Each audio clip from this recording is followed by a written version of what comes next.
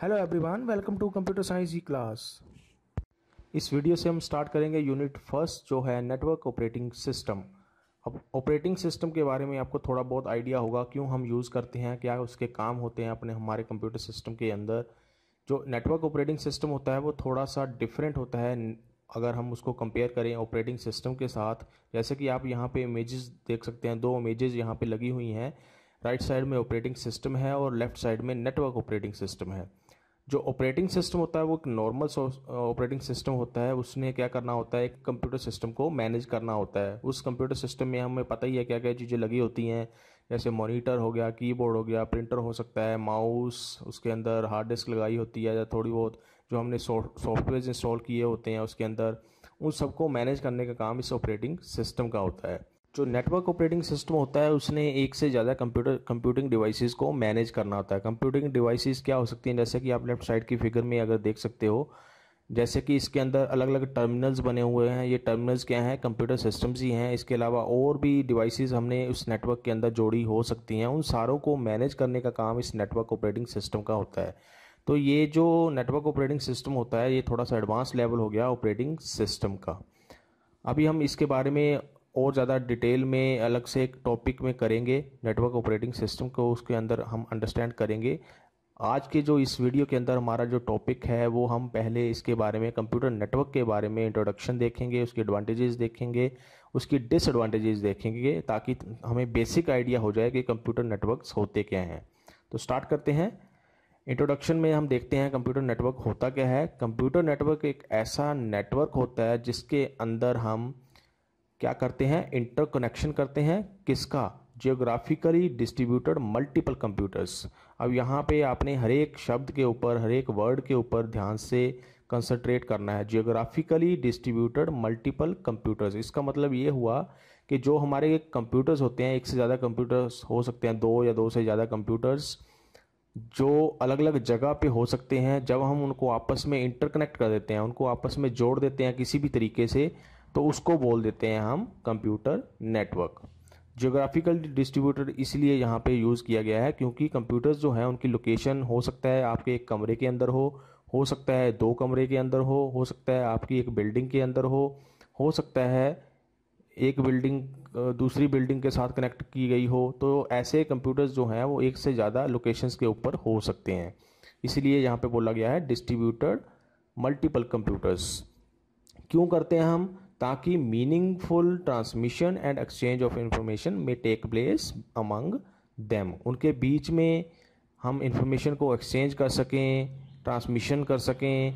इसके अलावा और भी कई सारे इनके बेनिफिट्स होते हैं कंप्यूटर नेटवर्क्स के, जिनको हम आगे इसकी एडवांटेजेस के अंदर भी अंडरस्टैंड करेंगे। अब नेटवर्किंग क्या अलाउ करती है, जैसे कि आपको मैंने बता भी दिया कि हम इंफॉर्मेशन को एक्सचेंज कर सकते हैं। इंफॉर्मेशन में कई सारी फाइल्स को हम एक्सचेंज कर सकते हैं। फाइल्स इंफॉर्मेशन के अलावा हम रिसोर्सेज को एक्सचेंज कर सकते हैं। रिसोर्सेज क्या हो सकते हैं? कंप्यूटर का जहाज़, जैसे हम प्रिंटर लगाते हैं, स्कैनर लगाते हैं, प्रोजेक्टर लगाते हैं, या इसके अंदर मेमोरी लगी होती है या प्रोसेसर लगे होते हैं, ये सारे के सारे रिसोर्सेज होते हैं। अगर हमने उन रिसोर्सेज को भी शेयर करना है तो वो हम कंप्यूटर नेटवर्क का यूज़ करके शेयर कर सकते हैं। वो क्या बेनिफिट होते हैं उसके आगे, वो हम आगे देखेंगे। उसके बाद हम शेयरिंग और प्रोसेसिंग लोड कर सकते हैं कंप्यूटर नेटवर्क का ही यूज़ करके। प्रोसेसिंग लोड क्या है? सपोज़ करो हमारे पास दो कंप्यूटर्स हैं, उनको अगर हम आपस में जोड़ दें तो एक कंप्यूटर का काम हम दूसरे कंप्यूटर के साथ शेयर कर सकते हैं, ताकि वो काम और ज़्यादा जल्दी से जल्दी हो जाए। इससे एक कंप्यूटर का जो प्रोसेसिंग लोड था वो दूसरे के साथ बढ़ जाएगा, तो एक का कम हो गया और दूसरे को काम मिल गया कुछ करने को। तो ऐसे भी हम कर सकते हैं नेटवर्किंग का यूज़ करके। अगर हम सिंपल वर्ड्स के अंदर कंप्यूटर नेटवर्क को डिफाइन करने की कोशिश करें तो आप कह सकते हैं ए नंबर ऑफ कंप्यूटर्स, जिनको हम टर्मिनल्स भी बोलते हैं। कंप्यूटर नेटवर्क अगर हम की टर्मिनोलॉजी के अंदर बात करें तो उनको हम टर्मिनल्स भी बोल देते हैं। तो a number of computers interconnected by one और मोर ट्रांसमिशन पाथ्स। जब आप एक से ज़्यादा कंप्यूटर्स को, दो या दो से ज़्यादा कंप्यूटर्स को आपस में जोड़ दोगे किसी न किसी ट्रांसमिशन पाथ के थ्रू, हो सकता है ट्रांसमिशन पाथ आपका एक हो सकता है दूसरा हो सकता है तीसरा हो, वो डिपेंड करता है कि आपने कैसे उसको जोड़ना है कंप्यूटर्स को। तो जब भी हमारे कंप्यूटर्स, दो या दो से ज़्यादा कंप्यूटर्स आपस में जुड़ जाते हैं किसी भी ट्रांसमिशन पाथ से, तो उसको हम कंप्यूटर नेटवर्क बोल देते हैं सिंपल टर्म्स के अंदर। अब ये ट्रांसमिशन पाथ्स क्या होते हैं? ट्रांसमिशन पाथ्स होते हैं जिस पाथ से हमारा डाटा ट्रांसफ़र होगा from one computer to another computer. जैसे कि आप एग्जांपल के लिए ले सकते हैं, सपोज़ करो हमने एक जगह से दूसरी जगह पे जाना है, सपोज़ करो, तो उस एक जगह से दूसरी जगह पे जाने के लिए हमें अलग अलग रास्ते हो सकते हैं। हमने किस रास्ते से जाना है वो हमारे ऊपर डिपेंड करता है। उसके लिए हम कई चीज़ें ध्यान में रख सकते हैं कि क्यों हमने उस रास्ते से जाना है, क्यों हमने दूसरे रास्ते से जाना है। तो वो जो जिस रास्ते से हम जा रहे हैं वो हो गया ट्रांसमिशन पाथ। ऐसे ही कंप्यूटर नेटवर्क के केस में हो गया कि क्योंकि कंप्यूटर नेटवर्क बनाने के लिए हम अलग अलग ट्रांसमिशन पाथ को यूज़ कर सकते हैं। तो ट्रांसमिशन पाथ हो गया जब हम जिसका यूज़ करके हम कंप्यूटर से एक कंप्यूटर से दूसरे कंप्यूटर को डाटा ट्रांसफ़र कर सकते हैं। अगर हम बात करें आगे, तो जो कंप्यूटर्स एक नेटवर्क के अंदर जुड़े होते हैं वो अलग अलग अपना अपना काम कर रहे हो सकते हैं। ये नहीं होता है कि एक कंप्यूटर जो नेटवर्क के साथ जुड़ा हुआ है वो किसी दूसरे कंप्यूटर के ऊपर हमेशा ही डिपेंडेंट रहेगा। वो अपना इंडिविजुअल काम कर सकता है, हो सकता है अपना काम करते हुए वो किसी अलग डिफरेंट एनवायरनमेंट के अंदर हो कंप्यूटर। जैसे कि आपको एग्जांपल के लिए मैंने बताया कि क्योंकि कंप्यूटर नेटवर्क के अंदर जो कंप्यूटर जोड़ते हैं हम वो अलग अलग लोकेशंस के ऊपर हो सकते हैं, तो उनका डिफरेंट एनवायरनमेंट हो सकता है एक कंप्यूटर के काम करने का। एक नेटवर्क के अंदर एक लोकेशन में हो सकता है एक कंप्यूटर, दूसरा किसी और लोकेशन के अंदर हो सकता है। डिफरेंट एनवायरनमेंट उनके हो सकते हैं और हर एक कंप्यूटर इंडिविजुअली अपना काम कर सकता है दूसरे के ऊपर डिपेंड हुए बिना। नेटवर्क के अंदर हो सकता है वो डिपेंडेंट हो भी, हो सकता है ना भी हो। तो ये तो होगी थोड़ी सी इंट्रोडक्शन कंप्यूटर नेटवर्क के बारे में। अभी हम आगे चलते हैं और यहाँ पे आप देखो 3 इमेजेस लगी हुई हैं जिनके अंदर डिफरेंट डिफरेंट तरीके के कंप्यूटर नेटवर्क यहाँ पे आपको दिखाए हुए हैं। अब कंप्यूटर नेटवर्क के अंदर अलग अलग कंप्यूटिंग डिवाइसेस हो सकती हैं, जैसे आपका मोबाइल सिस्टम भी उसके अंदर जुड़ सकता है, लैपटॉप जुड़ सकता है, डेस्कटॉप जुड़ सकता है, टैबलेट जुड़ सकता है। उसके अलावा और भी डिवाइसेस हो सकती हैं जो एक नेटवर्क के अंदर हो सकती हैं। जहाँ जैसे कि आप पहली इमेज में देख सकते हो, यहाँ पे मोबाइल भी है, टैबलेट भी है, लैपटॉप भी है, डेस्कटॉप भी है। उसके अलावा आपने इन सारी डिवाइसेस को सपोज करो आपस में जोड़ के रखा हुआ है, तो ये भी एक नेटवर्क बन जाएगा। जब आप इस नेटवर्क को बाहर इंटरनेट के साथ जोड़ दोगे तो वो भी एक नेटवर्क बन जाएगा। तो ऐसे भी हम कंप्यूटर्स को आपस में जोड़ सकते हैं। उसके अलावा अगर सेकंड फिगर में देखो, सेकंड इमेज में आप देखो, तो इसमें भी एक हम अपने लोकल एरिया नेटवर्क की बात कर सकते हैं कि ये एक लोकल एरिया नेटवर्क है। आप टाइप्स पढ़ोगे नेटवर्क कंप्यूटर नेटवर्क के बारे में, तो उस टाइप्स में भी हम देखेंगे कि कौन कौन से नेटवर्क के टाइप हो सकते हैं। तो अभी के लिए आपने इतना अंडरस्टैंड करना है कि जो हमारे आसपास के कंप्यूटर को जब हम आपस में जोड़ देते हैं तो वो लोकल एरिया नेटवर्क होता है। तो जैसे कि आप यहाँ पे देख सकते हैं, दो मोबाइल्स के बीच में वाईफाई डायरेक्ट का यूज़ करके भी हम नेटवर्क को बना सकते हैं। जैसे सपोज करो आपके पास दो मोबाइल्स हैं, उनके बीच में जब आप डाटा को ट्रांसफ़र करते हो तो वो भी एक नेटवर्क के थ्रू डाटा ट्रांसफ़र होता है। चाहे आपने वाईफाई का यूज़ करके डाटा ट्रांसफ़र कर रहे हो, चाहे आप ब्लूटूथ का यूज़ करके कर रहे हो, चाहे आपने किसी और तरीके से करना है उसको डाटा को एक्सचेंज, तो वो भी एक नेटवर्क बन जाता है। ऐसे ही हम लैपटॉप को किसी डेस्कटॉप के साथ कनेक्ट कर सकते हैं, टैबलेट के साथ कनेक्ट कर सकते हैं, तो वो भी एक नेटवर्क बनता जाता है। जैसे जैसे हम किसी भी डिवाइस को दूसरी डिवाइस के साथ कनेक्ट करते हैं किसी भी तरीके से, चाहे हमने किया ताकि हम डाटा को ट्रांसफ़र कर सकें, कोई फाइल को ट्रांसफ़र कर सकें, कोई इमेज को ट्रांसफ़र कर सकें, तो वो किसी न किसी नेटवर्क के थ्रू ही पॉसिबल होता है।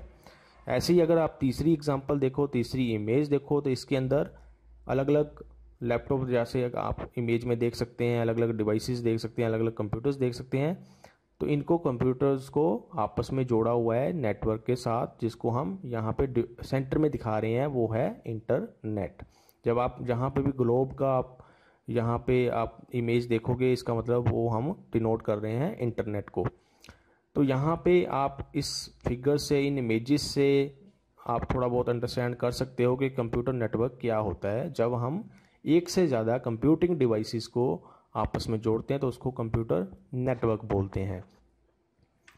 अभी हम आगे चलते हैं और हम देखते हैं इसकी यूजेस क्या होते हैं, या फिर आप बोल सकते हो नीड क्या है, क्यों ज़रूरत पड़ी हमें इस कंप्यूटर नेटवर्क की, या फिर एडवांटेजेस क्या होती हैं कंप्यूटर नेटवर्क की। पहली डेफिनेशन के अंदर भी पढ़ रहे थे, जिसको हमने समझने की कोशिश की, वो होती है शेयरिंग ऑफ इंफॉर्मेशन।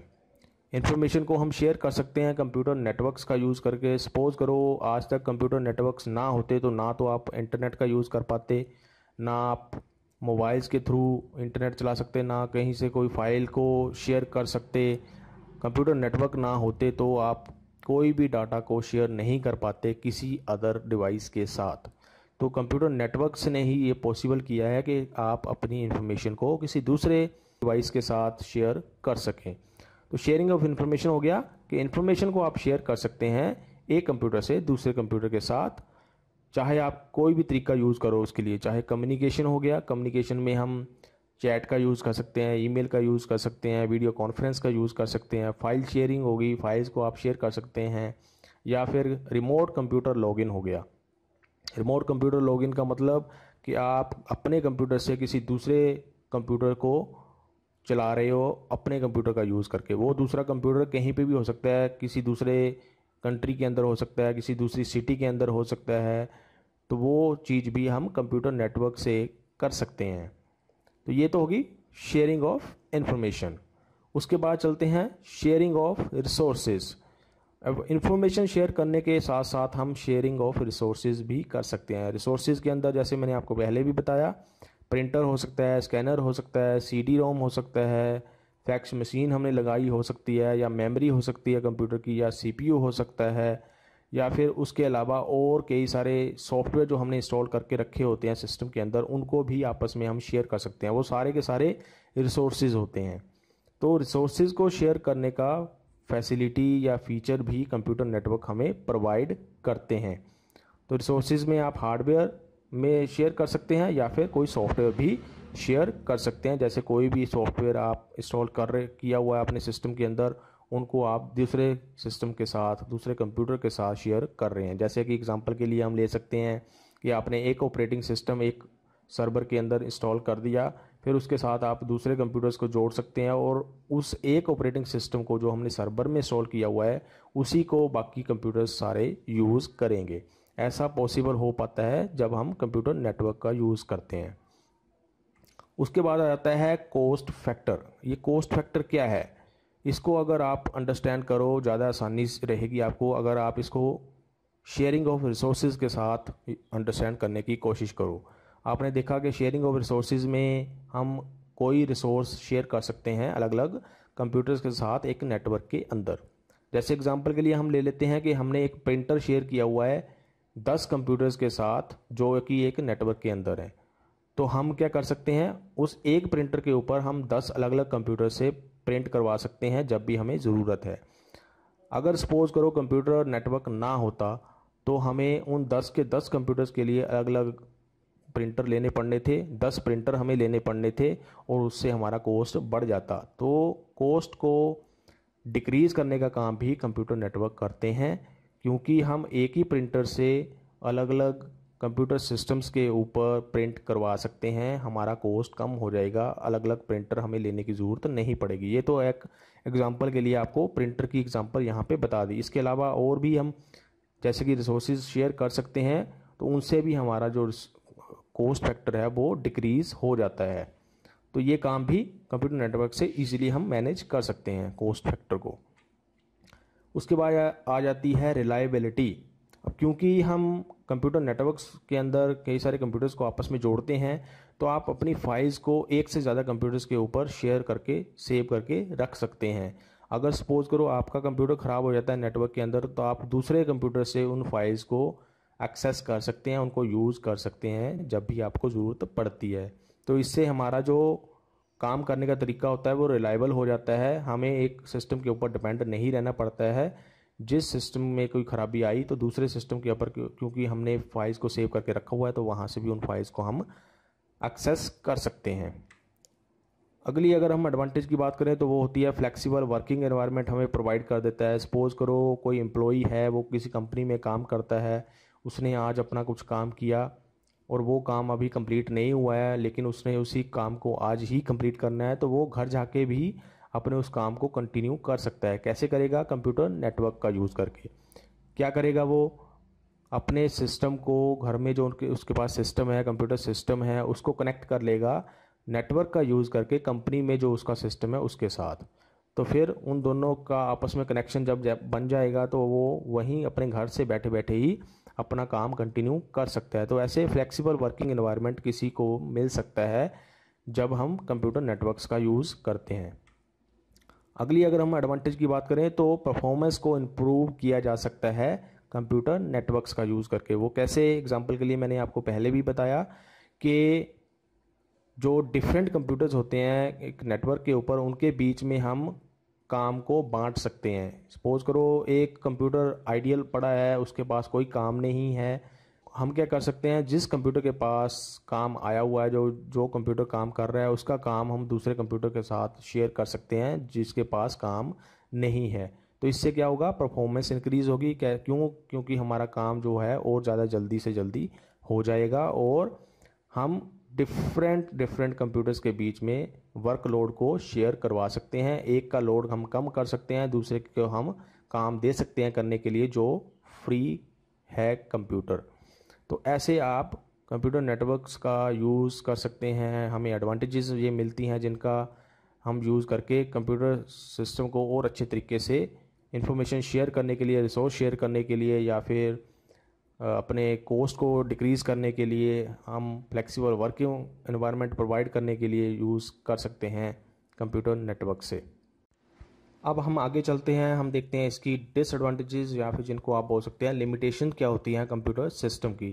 पहली जैसे लिमिटेशन आ गई, डाटा सिक्योरिटी कंसर्न। अगर आपका नेटवर्क ऐसा है जिसके अंदर आपने सिक्योरिटी को ढंग से इम्प्लीमेंट नहीं किया हुआ है, तो कोई भी पर्सन आके आपके नेटवर्क के अंदर जा सकता है और आपकी फाइल्स को एक्सेस कर सकता है या फिर उनको मिसयूज़ कर सकता है, उनको डिलीट कर सकता है। तो हमें डाटा सिक्योरिटी की बहुत ज़्यादा इम्प्लीमेंटेशन करनी पड़ती है अगर हमने नेटवर्क को यूज़ करना है। कोई भी पर्सन, अनऑथराइज पर्सन आके हमारे नेटवर्क को यूज़ ना करने लग जाए, उसके लिए हमें एक्स्ट्रा सिक्योरिटी इम्प्लीमेंट करनी पड़ती है जब भी हम कंप्यूटर नेटवर्क्स को यूज़ करते हैं। सेकंड कि आप जो नेटवर्क के अंदर हार्डवेयर लगाते हैं या सॉफ्टवेयर लगाते हैं, उसके लिए हमें अलग से खर्चा करना पड़ता है। आपने पीछे पढ़ा कि कॉस्ट फैक्टर डिक्रीज़ होता है कंप्यूटर नेटवर्क्स का यूज़ करके, तो ये थोड़ा सा उससे डिफरेंट है। यहाँ पे क्या आप बोल रहे हैं कि कंप्यूटर नेटवर्क को बनाने के लिए हमें एक्स्ट्रा हार्डवेयर लगाना पड़ता है, उसके लिए एक्स्ट्रा हमें सॉफ्टवेयर, अच्छा सॉफ्टवेयर यूज़ करना पड़ता है जिससे हम कंप्यूटर नेटवर्क को अच्छे से मैनेज कर सकें। तो इसके लिए एक्स्ट्रा खर्चा जो है या कॉस्ट हमें लगाना पड़ता है नेटवर्क को बनाने के लिए। जो कॉस्ट फैक्टर आपने पीछे पढ़ा था एडवांटेजेस के अंदर, वो होता है कि हम रिसोर्सेज को शेयर कर सकते हैं जिससे हमारा कॉस्ट फैक्टर डिक्रीज़ हो सकता है। तो उसके बीच में और इसके बीच में कन्फ्यूज़न आपको नहीं होना चाहिए। तीसरी अगर हम बात करें तो वो वायरस का थ्रेट हो सकता है, हमें नेटवर्क के ऊपर वायरसेस का आने का खतरा हो सकता है जिससे वो हमारी फाइल्स को, हमारे डाटा को करप्ट कर सकता है, डिलीट कर सकता है। जैसे कि आपको पता भी होना चाहिए कि कंप्यूटर नेटवर्क के ऊपर ही सबसे ज़्यादा वायरसेस आने का खतरा होता है। जैसे हम इंटरनेट के साथ कनेक्ट होते हैं तो इंटरनेट से जब हम फाइल्स को एक्सेस करते हैं या हमारे कंप्यूटर सिस्टम में सिक्योरिटी थोड़ी सी इंप्लीमेंटेड नहीं है, हमने एंटीवायरस नहीं इंस्टॉल किया हुआ है अच्छे से, तो हमारे कंप्यूटर सिस्टम में वायरस आने का खतरा बड़ा ज़्यादा होता है। अगर हमारा कंप्यूटर हम किसी नेटवर्क के साथ नहीं जोड़ रहे हैं उसको, या फिर हम कोई एक्सटर्नल चीज़ नहीं अपने कंप्यूटर सिस्टम के साथ लगा रहे हैं, तो हमारे कंप्यूटर सिस्टम में वायरस आने का खतरा बिल्कुल भी नहीं होता है। तो जब भी हम कंप्यूटर नेटवर्क के साथ जोड़ते हैं तो एक्स्ट्रा हमें वायरसेस आने का खतरा भी हमारे नेटवर्क के अंदर रहता है, जिसको भी फिर हमने अच्छे से मैनेज करना होता है। आगे अगर चलें तो जो बड़े बड़े नेटवर्क्स होते हैं किसी कंपनी के अंदर, बड़े बड़े नेटवर्क्स हो सकते हैं उन्होंने बनाए हुए, तो उनको मैनेज करना इतना आसान नहीं होता है, डिफ़िकल्ट प्रोसेस होता है वो, और उसके लिए उनको अलग से नेटवर्क मैनेजर्स को रखना पड़ता है जो पूरे नेटवर्क्स को मैनेज करते हैं। क्योंकि बहुत बड़े नेटवर्क के अंदर बहुत सारे ऐसे काम हो सकते हैं जिनको वो पर्सन नहीं कर सकता, वो एम्प्लॉय नहीं कर सकता जिसको नेटवर्क के बारे में पूरी इन्फॉर्मेशन ना हो। तो उसके लिए एक्स्ट्रा एम्प्लॉय भी रखना पड़ता है जो नेटवर्क मैनेजर का काम करता है पूरे नेटवर्क को मैनेज करने के लिए। आगे अगर हम चलें तो फेलियर ऑफ शेयर्ड रिसोर्स। अब ये क्या हो सकता है, सपोज करो जैसे कि हमने पीछे पढ़ा कि हम रिसोर्सेज को शेयर कर सकते हैं। जैसे एग्जांपल के लिए हम प्रिंटर्स को, एक प्रिंटर को अलग अलग कई सारे कंप्यूटर्स के साथ शेयर कर सकते हैं ताकि एक ही प्रिंटर हम यूज़ करें और अलग अलग कंप्यूटर से उसी के ऊपर हम प्रिंट कर सकें। अब सपोज करो वो प्रिंटर ही काम करना बंद कर दे तो क्या होगा, हम जो अलग अलग कंप्यूटर से उस प्रिंटर के ऊपर प्रिंट कर रहे थे पहले, वो अब नहीं पॉसिबल हो पाएगा। तो ये प्रॉब्लम भी फिर कंप्यूटर नेटवर्क के अंदर आ सकती है जब हमारा शेयर्ड रिसोर्स ही काम करना बंद कर दे। या फिर एक दूसरी एग्जांपल ले सकते हो आप, सपोज करो हमने फाइल सर्वर बनाया हुआ है कंप्यूटर नेटवर्क के अंदर, जिसके अंदर सारा डाटा स्टोर हो रहा है, चाहे वो किसी भी कंप्यूटर का हो जो नेटवर्क के अंदर अवेलेबल है। अगर सपोज करो वो फाइल सर्वर ही फेल हो जाए या उसमें कोई ख़राबी आ जाए, तो अलग अलग कंप्यूटर जिनका डाटा वहाँ पे फाइल सर्वर पे स्टोर था, वो उनको एक्सेस नहीं कर पाएगा। तो ये सारी प्रॉब्लम भी कंप्यूटर नेटवर्क के अंदर आ सकती है। तो ये इतना सा छोटा सा टॉपिक था जिसके अंदर आपने कंप्यूटर नेटवर्क के बारे में इंट्रोडक्शन पढ़ी, उसकी एडवांटेजेस देखी, उसकी डिसएडवांटेजेस देखी। अगर आपको कोई भी क्वेश्चन, कुछ क्वेरी है इस टॉपिक के बारे में, तो आप मुझसे कमेंट सेक्शन के अंदर पूछ सकते हैं। अभी के लिए इस वीडियो के अंदर इतना ही। Thanks for watching.